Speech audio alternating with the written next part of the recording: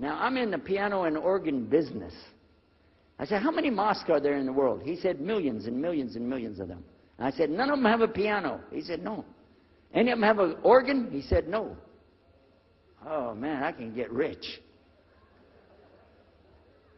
Just introduce some music to these guys, put it in there, you know, bound to be. I said, do the Arabs have any music? He said, oh, Arabs have music. I said, boy, I got it figured out, boy. I can see my next $1 million coming right straight up at me, you know.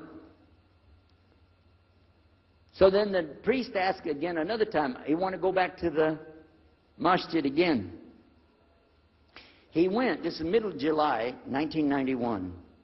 He went to the masjid with him again. And by the way, this masjid, Sheikh Mohammed Jabali knows it very well, is on Medina Drive in Arlington, Texas.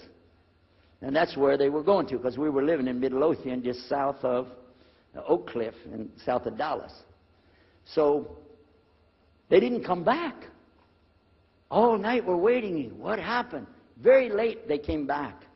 And when he came in, I looked. There's Muhammad. I recognized him.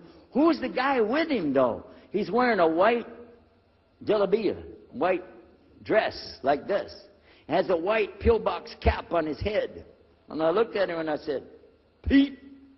His name was Father Peter Jacobs, but we're not, you know, Catholics, so I don't have to call him Father. I said, Pete, did you become a Muslim?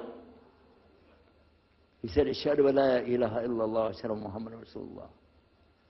I said, oh my God. Now I used to have cameras like these cameras right here, because we had a television show called Estes Music Jamboree. So I got one of our cameras out, opened it up, set it all up on the tripod, and I was going to interview him and ask him, well, you know, why you went to Islam? What happened? While I was talking to him, though, he fell asleep. So it was still in my mind, and I was thinking, what am I going to do? This is too amazing.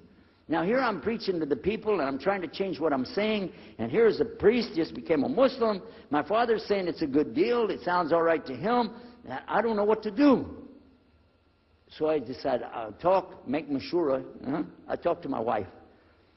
We have an apartment upstairs. We were in our apartment up there, and I'm telling her, oh, you know, a priest became a Muslim today. What is that? And can you imagine what they were saying about the Quran and saying about this and so and so?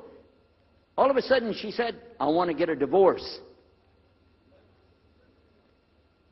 Oh, whoa. It's not the subject, but what happened? She said, no, all this talking about religion and talking about Islam, and so I can see. I said, oh, no. No problem here. No problem. I said, you thought no, I was just observing somebody else. No, I'm not interested. Trust me. I don't want to be with those Muslims. The last thing I want to do is be with a Muslim. No way. Just put your mind at ease. She said, I need a divorce. I said, where are we going with this again? What's the problem with that? What happened? She said, a Muslim can't be married to a Christian. I said, what? No, wait a minute. Hold on. I don't look at me. I'm telling you, I swear, I don't want to be a Muslim. Okay? Okay? And even if I did, don't you remember what he said? A Muslim man could be married to a Christian woman. It's not a problem. But I'm not saying I won't do. I'm just saying it's not a problem. She said, that is the problem. A Muslim woman can't be married to a Christian man. I want to be a Muslim, so I need a divorce.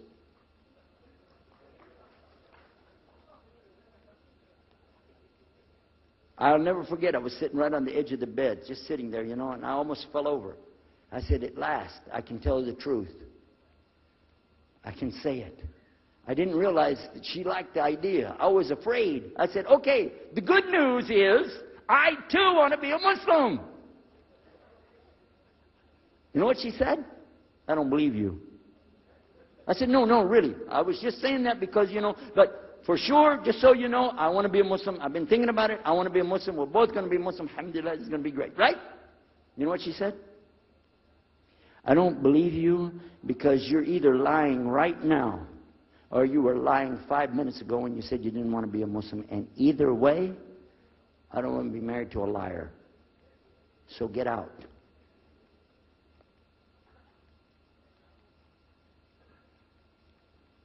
So I started leaving. I'm walking down the stairs of the apartment. I'm down to my father's part. I said, wait a minute. Where am I going to go? This is my father's house. I just got thrown off of my own property. What happened here? So I went to get to Muhammad, and I woke him up. I said, come, you and me, we got to talk. Come with me.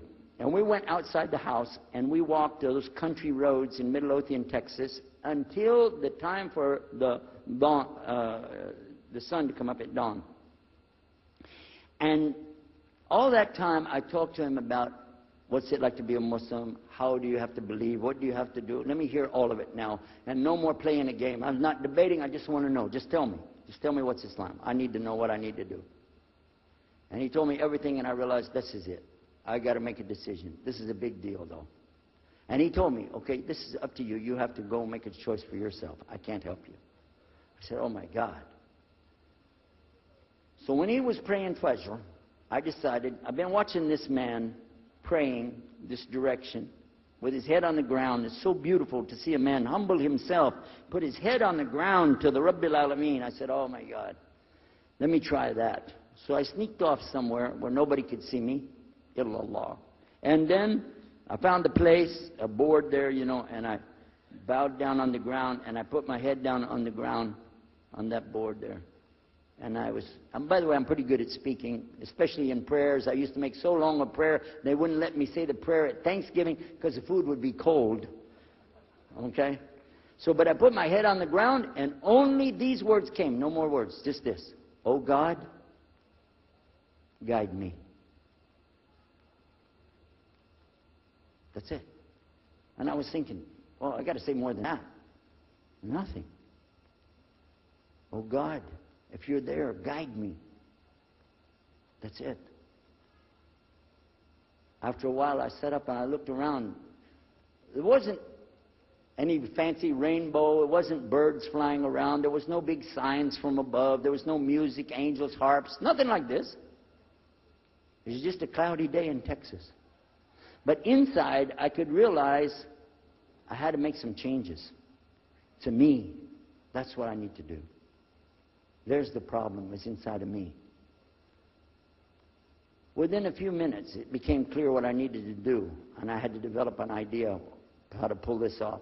I talked to my wife, I talked to my father, I made a bath, and at 10 o'clock that morning in Midlothian, Texas, I went in front of this man named Muhammad and this new man named Yahya, who used to be the priest, and I said, Ashhadu an la ilaha illallah wa ashhadu anna Muhammad Rasulullah. Immediately after that, my wife did her shahada. Ashhadu an la ilaha illallah, ashhadu anna Muhammad Rasulullah. A few months later, my father did his shahada. Ashhadu an la ilaha illallah, ashhadu anna Muhammad Rasulullah.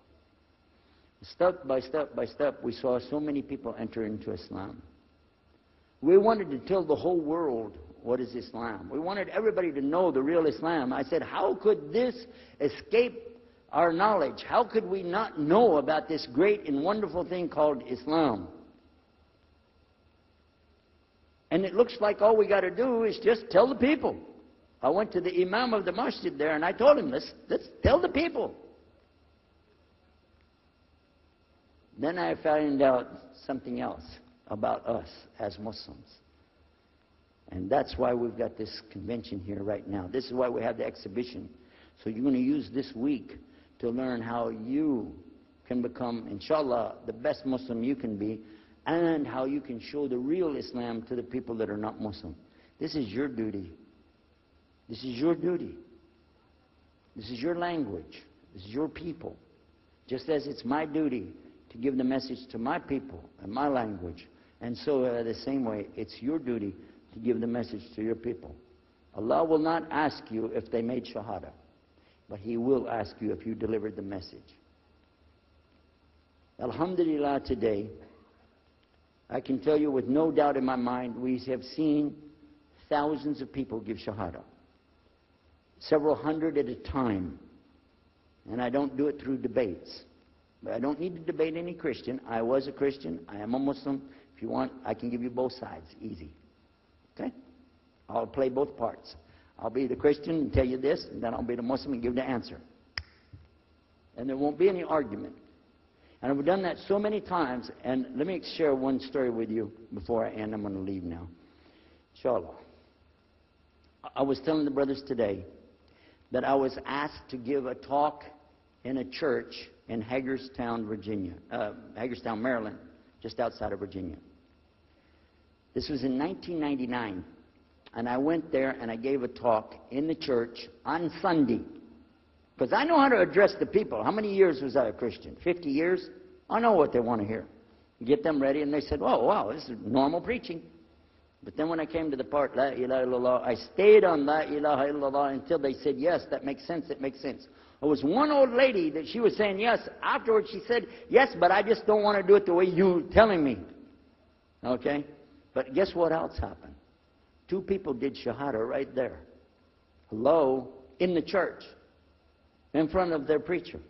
They said, "Yes, we agree. We like this. We want to know more. And we say there's only one God to worship. Shahada la ilaha illallah." In front of the preacher. And one of them was his daughter. I took them to the masjid, and they did Shahada in the masjid that afternoon, a Sunday afternoon. And later, the boy, he married the girl. They're Muslims living there now. Now, let me ask you a question. If I would debate and argue with this preacher and made him look stupid, would he ever bring me back again? No. I'm going to ask you a question. If you were at a place and you saw somebody change their religion to another religion in the temple of that religion, and the father was the priest there, what would you think? Is that man ever going to call me again? Do you think he'd call me again? 3 months later, he called me again. Come back again. We really enjoyed it so much. I said, "How's your daughter doing?" I want to remind him, see what he's going to say. He said, "Well, she's doing fine. She likes Islam. It's very nice and lovely. She treats us so good. You know, we're amazed at her personality. We love you guys. Could you please come back again?" And I did, alhamdulillah. So I'm just showing you that it's not guidance from me, not guidance from you. It's guidance from Allah. Allah guides whom He wills. Whom He wills. So we ask Allah to guide me, all of us, and all the people. And whoever He guides, they'll be fine. But whoever Allah doesn't guide, they got a problem. Serious problem. Our job here with this exhibition of peace, the vision of Islam, is to do one thing: communicate the true message. If the people don't want it, that's your choice. That's their choice. You don't have to take it. But it's our responsibility in putting this on, all the scholars that are here, it's their responsibility to tell us what's the truth in Islam and let us see for ourselves. And that's what we're going to try to do through this week. So I need you guys to listen to me. You have to participate. Your side of it. Your side of it is to show up every day. And your side of it is to bring other people. I want you to look at all that blue plastic. Look at the blue plastic back there. You see that blue plastic? The next time we come up here, I don't want to see blue plastic. And that means I don't want you to steal the chairs tonight, okay? I want you to go get some people and fill up those chairs so they can hear this message before it's too late. Because if that man from Cairo, Egypt, had not taken the time to spend 3 months of working slowly, carefully, nurturing myself, my wife, my father, my daughters. They also became Muslim, by the way. I forgot to mention that part. And a priest. Look at what Allah gave him. And from all the people that we gave Shahada, this man in Egypt is taking the reward for that, even now. Even now. I'm not saying you'll give a Yusuf Estes the Shahada, but I'm saying Allah will give you the reward according to what you're trying to do. Please don't leave this place tonight and forget what you heard here. Please carry this with you.